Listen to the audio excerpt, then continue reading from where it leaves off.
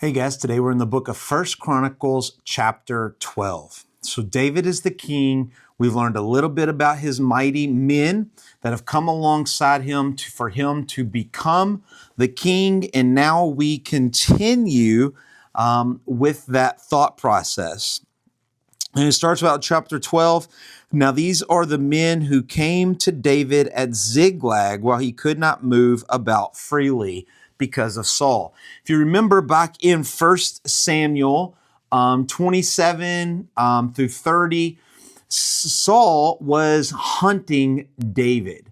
And so David was scared. So what did he do? He went to the Philistines and he became a worker, basically a general for the Philistines. And he kept going out and invading, making the Philistine territory bigger and bigger.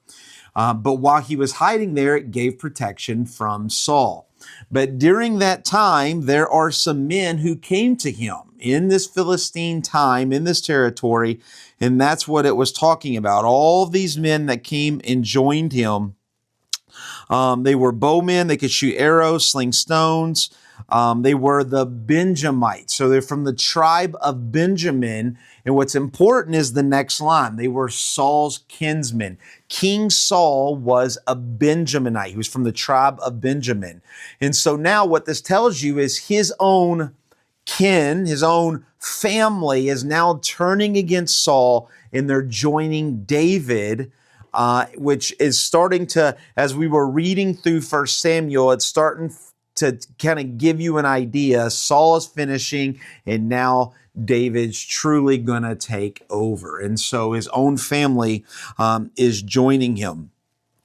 As we saw in chapter 11, and I didn't say anything about it because I knew here in chapter 12, we see that there was, verse 4, mighty man among 30, a leader over 30. As we read about the mighty men in chapter 11 and here in verse 12, you'll see that for some reason they're broke into groups of 30. A lot of times we see them into hundreds, like the Roman soldiers, but here they're groups of 30. So they're more of a platoon. Maybe they had more special forces. They were smaller so they could do different things. We have no idea why, but the mighty men were broken into smaller ranks.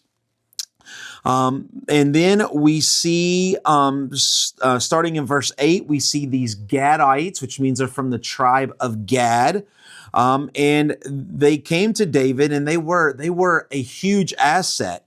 Notice it talks about them. It says they were mighty. They were experienced warriors. They were experts with shields and spears.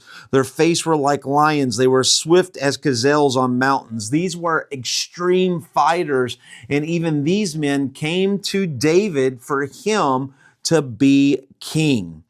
It even tells us how brave they were. In verse 15, it says that these men who crossed the Jordan in the first month. Well, we've learned from the book of Joshua, the first month, it's the flood stage. These men crossed the Jordan in a flood stage, right? So it's huge, not just flat flooded, but it would have been swift rapids. These men were the manliest men of all men, okay? And even these men are traveling over into the promised land to help David become king. Verse 16, and some of the men of Benjamin and Judah came to the stronghold, and David went out to meet them and said to them, if you've come to me in friendship, my heart will be joined with you, right? So this shows you that as even people who were kind of against David because they were for Saul, now everybody is coming to him, and it just shows you the heart of David. He goes out to meet them personally, and he says, hey, if you are with me, I'll welcome you. I'll forgive you all that you've done, and I will accept you on my side. Once again, what are we learning about King David, right? That he's going to attract people. He's going to forgive people who are against him. He's going to accept all people who want to be with him, right? We're getting this vision of this new king that is to come. We get this chronicler just giving these instances and these little pictures of who David was and how much greater this new David will be, how much more greater the Messiah will be. And then he draws men from verse 19, from Manasseh, and these men came to help David.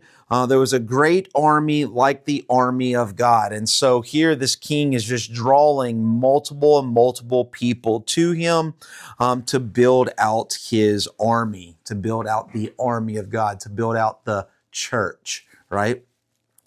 And then you just get a breakdown, and it goes through all the tribes, starting in verse 23. You see Judah, the tribe of Judah, Simeon, Levites, Benjamites, the Ephraimites, the half tribe of Manasseh, Issachar, Zebulun, Nephtali, the Danites, Asher, even the Reubenites, the Gadites, and the half tribe, the eastern side of Manasseh sent people. So all of Israel is sending their soldiers to get behind David. Why? Because he's the man that God wanted, and he is to be king. Verse 38, all these, the men of war arrayed in battle, came to Hebron with a whole heart to make David king over Israel. Likewise, all the rest of Israel were of a single mind to make David king.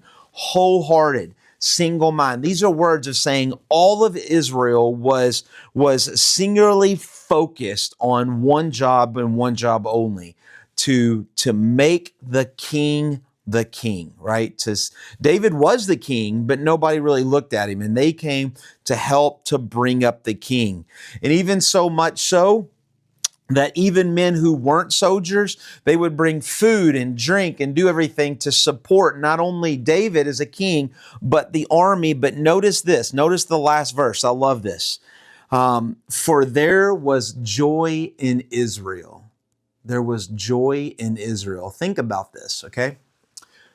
David, this king, is drawing people to him, right? It starts with the mighty men. Now he's drawing all people to him, all of Israel to him, so that he will become the king of Israel, because that's what God wants. And when everybody is singularly focused, of single mind, of wholehearted, when they are coming and they are doing all that they can to anoint and to receive and to bring about the anointed king that God has picked, it brings joy. Man, if you fast forward and you think about Jesus, first he draws the disciples, the mighty men, and then he'll draw the church to him.